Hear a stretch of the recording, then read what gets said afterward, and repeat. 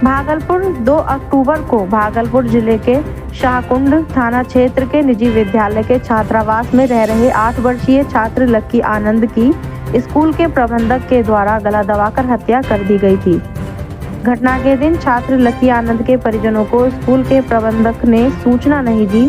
दूसरे के द्वारा सूचना मिली कि आपके बच्चे की तबीयत खराब है और उसे भागलपुर के निजी अस्पताल में इलाज के लिए लेकर जाया जा रहा है। आप लोग इस अस्पताल पहुंचे, लेकिन जब परिजन वहां पहुंचे तो एक मैजिक गाड़ी में छात्र लक्की आनंद का शव पड़ा हुआ था। इसके बाद जब परिजनों के द्वारा स्कूल प्रबंधन से पूछा गया कि मेरे बच्चे की मौत के बाद मुझे सूचना क्यों दी गई, तो प्रबंधक का कहना था कि आपके बच्चे की तबीयत अचानक स्कूल में बिगड़ गई, जिसके बाद बच्चे को शाहकुंड के अस्पताल में लेकर आए तो अस्पताल प्रबंधक ने देखा कि लक्की आनंद की मौत हो गई थी। डॉक्टर ने जवाब दे दिया कि लक्की आनंद की मौत हो गई है। स्कूल प्रबंधक आनंद फानन में इलाज कराने के नाम पर के नर्सिंग भागलपुर लेकर गया, वहां भी उसे मृत घोषित कर दिया। लक्की आनंद के माता पिता हॉस्पिटल पहुंचे तो देखा कि लक्की आनंद मृत देखने को मिला। लक्की आनंद के माता पिता ने स्कूल प्रबंधक से पूछा तो स्कूल प्रबंधक गोल मटोल बातों में घुमाने लगा और मैनेजिंग की बात करने लगे। लक्की आनंद के पिता सौरभ कुमार माता ममता कुमारी ने पोस्टमार्टम कराने की बात कही तो स्कूल प्रबंधक पीछे भागने लगा। लक्की आनंद के माता पिता ने पुलिस प्रशासन का भय दिखाकर पोस्टमार्टम कराया तो पता चला कि लक्की आनंद की हत्या की गई है। लक्की आनंद के माता पिता ने शाहकुंड थाने में मामला दर्ज कराया।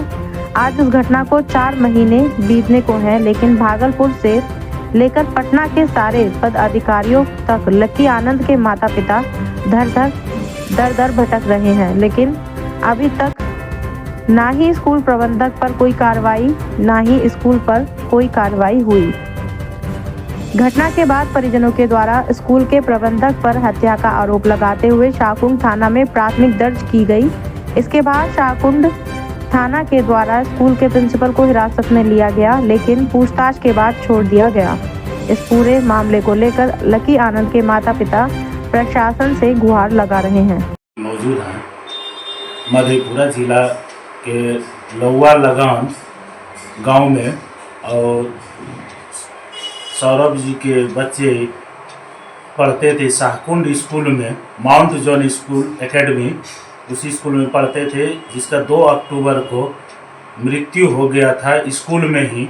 और हम इनसे बात करते हैं कि अभी तक कार्रवाई क्या क्या हुए, और दर दर भटक रहे। हर पुलिस प्रशासन सब विभाग में जा चुके हैं, लेकिन कोई अभी तक सुनवाई नहीं कर रहा है।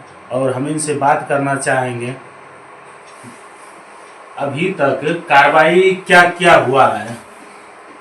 अभी तक कार्रवाई के नाम पर सिर्फ एक बच्चे सनी आनंद को गिरफ्तार किया गया है। कार्रवाई के नाम पर सिर्फ एक बच्चे सन्नी कुमार को गिरफ्तार किया गया है। उसके बाद आगे जो हम FIR दर्ज किए थे स्कूल प्रशासन और स्कूल प्रबंधक के ऊपर, जो अमित अग्रवाल और रवि प्रधान हैं, वो अभी खुलेआम घूम रहे हैं, उन पर कोई कार्रवाई नहीं की जा रही है। जबकि भागलपुर कोर्ट के द्वारा उनका एंटीसेप्टिक बैल जो है वो रिजेक्ट कर दिया गया है, लेकिन फिर भी वो अभी तक खुलेआम घूम रहे हैं। और अनुसंधानकर्ता जो है वो उनकी ही मदद कर रहे हैं, हमारे बयान को बदलकर उनके पक्ष में बयान दर्ज कर रहे हैं। और ऐसा लग रहा है जैसे वो पूरी तरह से स्कूल को बचाने का प्रयास कर रहे हैं, जिसका हम चाहते हैं कि निष्पक्ष जांच हो और उचित कार्रवाई की जाए। थाना के द्वारा वारंट इशू हुआ? जी नहीं, अभी वारंट अभी तक इशू नहीं हुआ है। पुलिस या कार्रवाई कुछ नहीं हुआ है, वो खुलेआम बाहर घूम रहे हैं। वो घूम रहे हैं और सिर्फ एक बच्चा ही पकड़कर वो दिखा रहे हैं कि मैं अपना कार्रवाई कर रहा हूँ, लेकिन अभी विद्यालय भी वैसे ही चल रहा है जैसे पूर्व में चल रहा था। ना बंद हुआ है, ना अभी तक कोई कार्रवाई की जा रही है। आप बताइए, आपके बच्चे का मृत्यु हुआ, कार्रवाई कहाँ तक हुआ? अभी तक पुलिस के द्वारा कोई कार्रवाई, उचित कार्रवाई नहीं हो पाया है। कार्रवाई के नाम पर एक बच्चे को सिर्फ सन्नी कुमार नाम का बालक है जो 17 वर्ष 5 महीने 28 दिन के हैं, उसे गिरफ्तार करके बच्चा सुधार गृह में उसको रखा गया है। लेकिन हमने जो एफआईआर दर्ज किए हैं रवि प्रधान और अमित अग्रवाल, जिनसे हम बॉडी हम छीने हैं, गंगा नदी भागलपुर में फेंकने के लिए आया था और ये के नर्सिंग होम के नीचे है और उस जगह से गंगा नदी सटा हुआ है, उस जगह से बॉडी को जब्त किए हैं। और उसके साथ विद्यालय के प्रबंधक थे, अमित अग्रवाल की पत्नी भी थी, बहुत सारे उनके विद्यालय के कर्मचारी थे, लेकिन बहुत को नहीं जानता हूँ। ये लोग मेरे बच्चे को लेकर यहाँ आए थे, अभी तक गिरफ्तारी कुछ नहीं हुई है।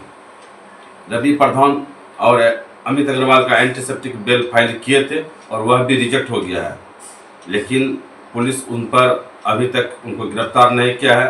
पूर्व के भांति विद्यालय जिस तरह से चल रहा था आज भी उसी तरह से चल रहा है। मेरे घर पर विद्यालय की ओर से इसको धमकी देने के लिए कुछ आदमी को भी भेजा जा रहा है केस उठाने के लिए। अभी तक आप किन किन पदाधिकारी से मिले? अभी तक मैं हम सर थाना से लेकर एसपी साहब, डीआईजी साहब, डीजीपी पटना और मुख्यमंत्री के पास हम गए थे और लोक शिकायत में गए, मानवाधिकार में गए। हम अपने जगह जहाँ जहाँ हमको जाना था सर, हम सभी जगह दरवाज़ा खटखटाने का काम किए, मेरे बच्चे का उचित न्याय मिले। हम अपने बच्चे के सिलसिला में, केस के सिलसिला में चिराग पासवान जो भागलपुर आए थे, हम पूरा परिवार उनके पास भी जाके गुहार लगाए। और खगड़िया के जो सांसद थे राजेश वर्मा, उनको भी आवेदन दिया गया था, लेकिन इस पर कोई कार्रवाई नहीं की गई है।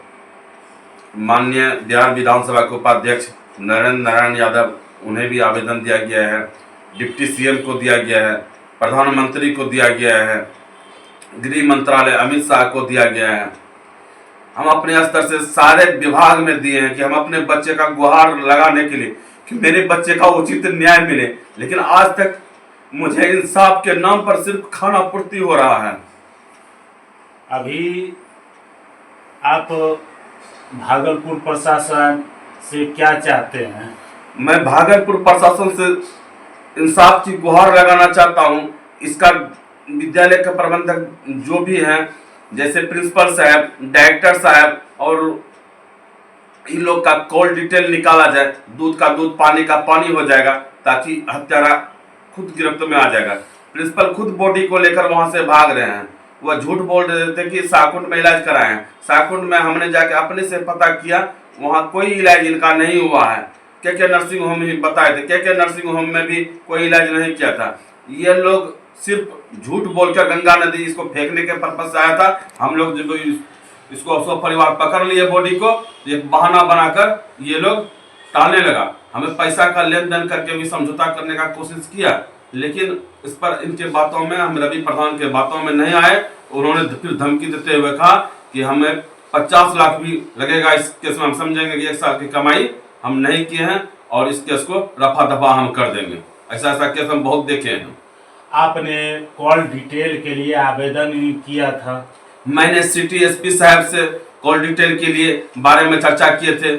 थाना के जो केस आए हुए पंकज मांझी, उनके पास भी किए थे। सिटी एसपी साहब के राम दास जो थे, उन्होंने आदेश भी दिए थे कि इनका कॉल डिटेल निकालने के लिए। मेरे गांव के जो 2 व्यक्ति थे, विपिन जायसवाल और पंकज जायसवाल, इनका भी कॉल डिटेल निकालने के लिए आदेश दिए थे, लेकिन अभी तक कॉल डिटेल इनका नहीं निकाला गया है। जिन्होंने हमें सूचना दिया गया कि तुम्हारे बच्चे का तबीयत खराब है और यहाँ आओ, इलाज चल रहा है, और वह झूठ बोल के गुमराह करके हमको लाया गया था। लेकिन जैसे हम पोस्टमार्टम की नाम बोलते हैं, वो वहाँ से फरार हो जाते हैं। इससे पूर्ण संदिग्ध हमको पता चलता है कि घटना में कहीं न कहीं ये लोग भी शामिल हैं और जानते हैं, छिपाने का कोशिश कर रहे हैं, विद्यालय को मदद करने का काम कर रहे हैं। स्कूल के जितने भी स्टाफ हैं, जैसे principal, Sanjay warden, Guddu sir, उसके बाद स्कूल के संचालक, सभी लोगों का अगर कॉल डिटेल्स निकाला जाए तो दूध का दूध, पानी का पानी हो जाएगा। और ये घटना कैसे घटित हुई और इसका तार कहाँ से जुड़ा हुआ है, ये सारी बातें क्लियर हो जाएंगी। तो इससे पहले भी हमने सिटी एसपी सर के पास आवेदन में हमारे जो गांव के ग्रामीण हैं विपिन जायसवाल और पंकज जायसवाल का कॉल डिटेल्स निकालने की बात हमने कही थी, और उन्होंने आदेश भी दिया था कि कॉल डिटेल्स निकाला जाएगा, लेकिन अभी तक किसी का कॉल डिटेल्स नहीं निकला है और ना ही कोई बात आगे पता चल रही है कि क्या कार्रवाई की जा रही है। और अनुसंधानकर्ता पूरी तरह से इस केस में स्कूल की मदद कर रहे हैं और सारे साक्ष्य को छिपाने में वो उनकी मदद कर रहे हैं। बताइए, डीजीपी साहब से आप मुलाकात की है, तो वहाँ से क्या आश्वासन आपको मिला? डीजीपी साहब हमारे आवेदन को देखे, उन्होंने डीआईजी साहब को फ़ोन किए और बोले इस केस को अपने से देखने के लिए। ये 1 माह बीत गया है, अभी तक क्या कार्रवाई हुई है मुझे ये पता नहीं चल रहा है। इस केस में हम जब भी जाते हैं सिर्फ हमसे पूछ लेता है कि विद्यालय का जो क्या इसमें शामिल हैं, और अभी तक किसी की गिरफ्तारी नहीं हुई। 2 अक्टूबर 2024 को जो घटना हुई है और उससे 1 दिन पहले मेरे बच्चे जिसकी मृत्यु हो गई लक्की आनंद का, और उसको दूसरे रूम में सुलाया उज्जवल आनंद के रूम में, जो उज्जवल आनंद मेरा ही पुत्र है, और उसके रूम में सुलाया। उसको किस वक्त लाया उसे भी बड़े भाई को पता नहीं है, और ये घटना 2 अक्टूबर 2024 को दिन में ही हुई है। दिन में वार्डन के मौजूदगी में वार्डन रहते हुए घटना हुई है, और ये लोग सच को छिपाने के लिए गलत उपयोग कर रहे हैं।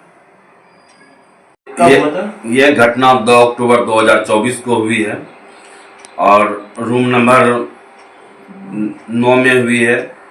ये उस समय घटना के वक्त संजय वार्डन मौजूद हैं, सारे बच्चे मौजूद हैं, लेकिन पुलिस अनुसंधानकर्ता जो हैं वो संजय वार्डन और प्रिंसिपल को बचाने के लिए, विद्यालय के परिवार को बचाने के लिए पूरा तत्पर लगे हुए हैं।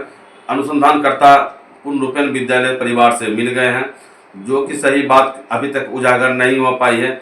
जो हमारे फ़ोन पर जानकारी दिए थे इस घटना की, और उन्होंने कहते हैं विपिन जायसवाल, यदि हम नहीं रहते तो बच्चा भी तुम्हारा नहीं मिलता।